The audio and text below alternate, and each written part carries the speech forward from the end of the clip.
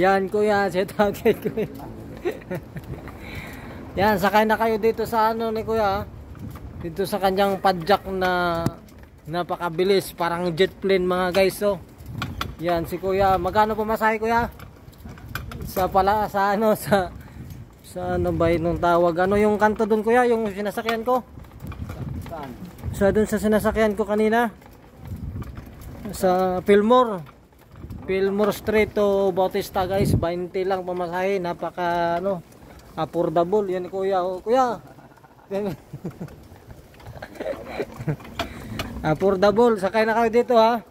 Anong plate number nito kuya, yung ano mo? Yung padjak mo. Yan mga guys, so padjak ni kuya lang malakas. Yan dito kami. Pauwi na ako ng boarding house mga guys. Yan, sumakay ako ni kuya. Ano po kuya? Kahit may nang buo pa rin araw dyan, no? Oo, kahit kunti lang tao, buo pa rin yung bayad namin. Kaya bumaba sila pag ano? Kumikita naman. Kumikita naman. Si kuya guys, so masipag yan. Shoutout kay kuya, Bisaya din yan. Taga saan ka kuya? Taga Leyte, pero waray yung salita nyo kuya, no? Waray shot. Hindi na ako marunong ano, kalimutan ko. Di ka na marunong mag-waray? Dito ka siguro lumaki siguro.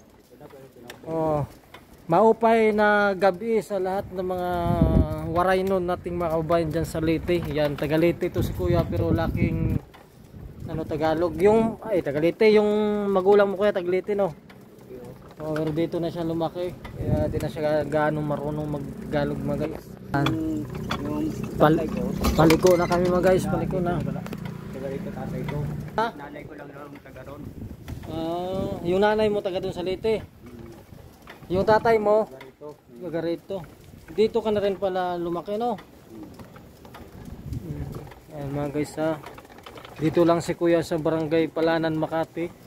Kahit madaling araw na mga guys ay nagpapadjak pa rin siya para magkapera at makabili ng pagkain. Ganito dapat tularan mga guys.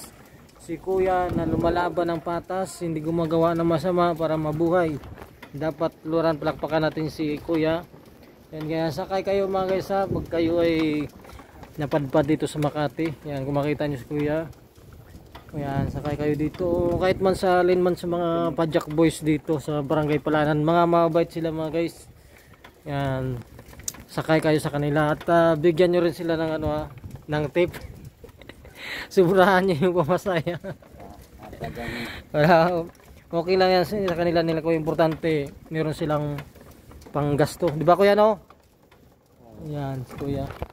Alright, malapit na kami sa boarding house mga guys. Kaya hanggang dito lang video natin. See you next time at God bless ating lahat. Bye bye.